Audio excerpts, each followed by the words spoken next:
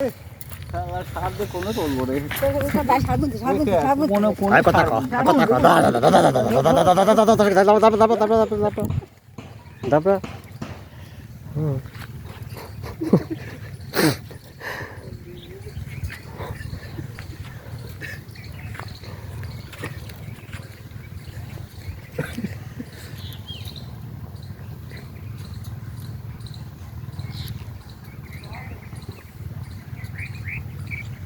সকলে যুক্তি করে বুঝছি শিমুল মানে এরা বিহার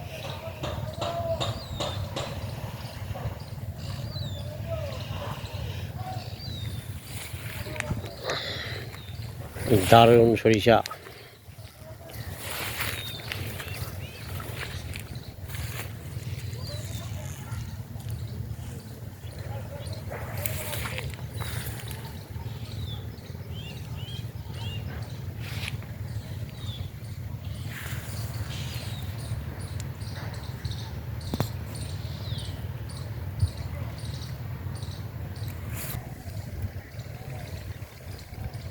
রবি সার বলতেছে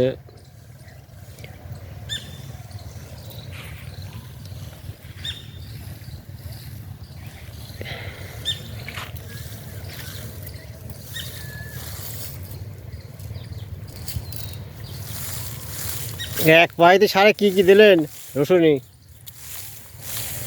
15 KG DIB, 15 KG urea, 5 KG potash, মোট 35 কেজি। এটা হচ্ছে কি 22%? 35 কেজি। জমি কতটুকু? 21 শতক। 21 শতক জমিতে এই সারগুলো দিলে পরে রসুনটা ভালো হয়, তাই তো? হ্যাঁ। এরপরে দিবেন কি পানি? এরপরে পানি, এখনই পানি। তারপরে কি আবার সার দেওয়ার দরকার আছে নাকি? হ্যাঁ, পানি দেওয়ার পরে কি আবার সার দেবে নাকি? রসুনের পরিস্থিতি বুঝে, রসুনের যে চেহারা সম্ভবত আর লাগবে না, এটাই শেষ।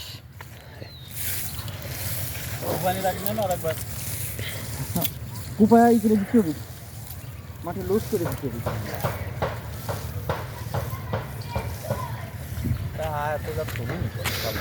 এক চাষি ভাই আছে, সে ওইটু কম বেশি বোঝে কিনা শুনিয়ে নি একটু। ক্যাম্বা কি মানে কোন থেকে এক পাখিতে কত? আমার যে এখানে মোট টোটাল আছে 10 পাখি। আচ্ছা, তো 10 পাখি এখন তো মাথায় এত টাকা দিয়ে তো সার মার কিনা যায় না। আচ্ছা।